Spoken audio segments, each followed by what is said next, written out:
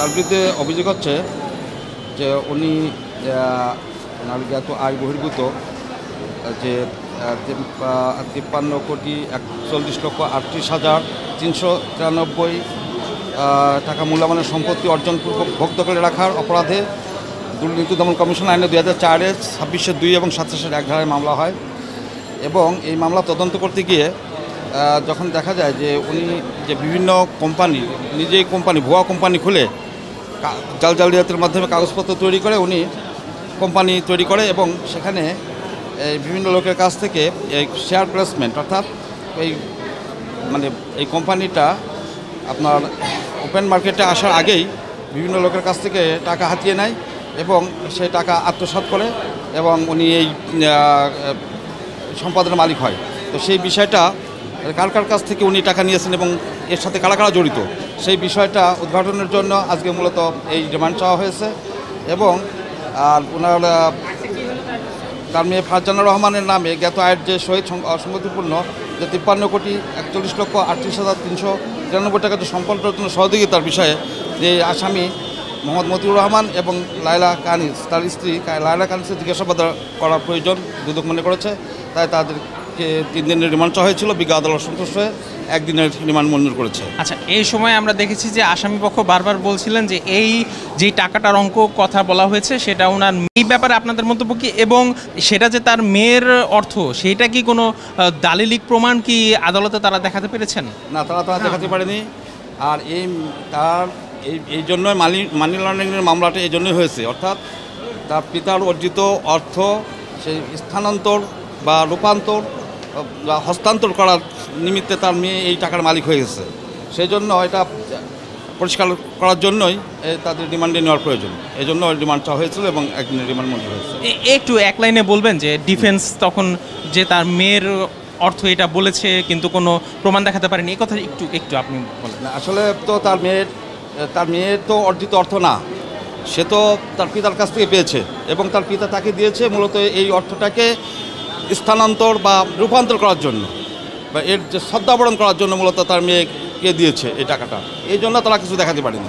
মতিউর রহমান সাহেব এবং তার স্ত্রী, তাদের একমাত্র কন্যা সন্তান যিনি কানাডাতে থাকেন, সে একজন অ্যাডাল্ট। সে তার সম্পদ বিবরণী, তার স্বামী এফসি এবং সে কানাডাতে সে মেকআপ আর্টিস্ট হিসেবে কর্মরত আছে। তিনি তার সম্পদ বিবরণীতে কোথাও বলেন নাই যে তিনি তার পিতা এবং তার মাতা থেকে সম্পদ অর্জন করেছেন। এখানে সে তার যে সম্পদ বিবরণী আইনজীবীর মাধ্যমে দুদক কার্যালয়ে দাখিল করছেন এবং সঠিকভাবেই সে সম্পদ বিবরণী দিয়েছেন।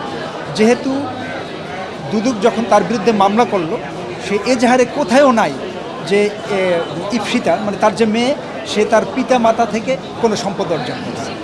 তো যেহেতু সে বলে না এবং সে অ্যাডাল্ট, সে দীর্ঘদিন 15 বছরের অধিক কানাডাতে থাকেন, ফলে তার যে সম্পদের যে বিবরণী সেটা তার কাছেই ব্যাখ্যা চাওয়া উচিত ছিল। সেটা না চাই তাদের বাবা মাকে এই মামলায় ইনভলভ করাটাই বেআইনি হয়েছে, 1 নম্বর।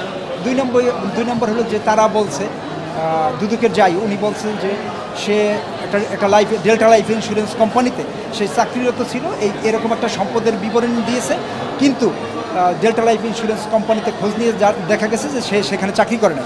আসলে বক্তব্যটা হলো সে ডেল্টা লাইফ ইন্স্যুরেন্স কোম্পানির এজেন্সি নিয়েছিল এবং সেটি একটা ব্যবসা, সেখানে সে ডেল্টা লাইফ ইন্স্যুরেন্স কোম্পানি থেকে কমিশন পাইছে, সে কোনো চাকরির বেতন পায় না। এইটাই দুদক এখানে কমিশন এবং স্যালারি এই 2টা বিষয়ই বুঝতে পারে না, 1 নম্বর।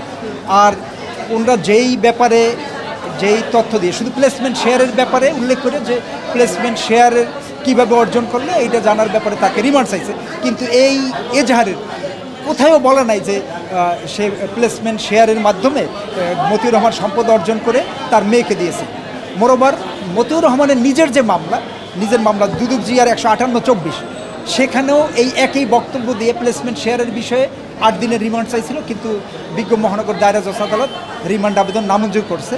পরবর্তী সময় দুদক জিআর মামলা 38/25, সেখানেও 10 দিনের রিমান্ড চাইছিল, একই বক্তব্য প্লেসমেন্ট শেয়ার, কিন্তু সেখানেও মহানগর দায়রা জজ আদালত সেই রিমান্ডের আবেদন নামঞ্জুর করেছে, জেল গেটে জিজ্ঞাসাবাদের জন্য বলছে। জি না, আসামি শুধু যে তার এই যে সমস্ত সে যে তার প্লেসমেন্ট শেয়ার বা অন্যান্য বিষয়, তার যে ট্যাক্স ফাইল সেখানে একেবারে সুবিন্যস্তভাবে দেওয়া আছে এবং ট্যাক্স রিটার্নে সেখানে আছে। এখানে দুদক যদি মনে করে সেখান থেকে নিতে পারতো। এই যে তাকে যে রিমান্ডের এবং তার মেয়ের মামলায় এটা সম্পূর্ণ বেআইনি হয়েছে। এবং সে অসুস্থ, তার যে ব্লাড প্রেশার আজকে 100/150, সে অসুস্থ এবং তার ডায়াবেটিস আছে, ডায়াবেটিসেও খুব হাই। এইটাও আমরা বিজ্ঞ আদালতের কাছে বলেছি। আচ্ছা, আরেকটা বিষয় দেখলাম যে কথা বলার এক পর্যায়ে তার ওয়াইফ তাকে ধমক দিলেন একটা বিষয়, যাতে কথা না বলা যায়। না, ধমক দেয় না, সেখানে সে বিজ্ঞ আদালতের কাছে কিছু বলতে চাইছে, তার ওয়াইফ বলছে দরকার নেই, কারণ এখানে বললেও কোনো ন্যায় বিচারের আশা দূর।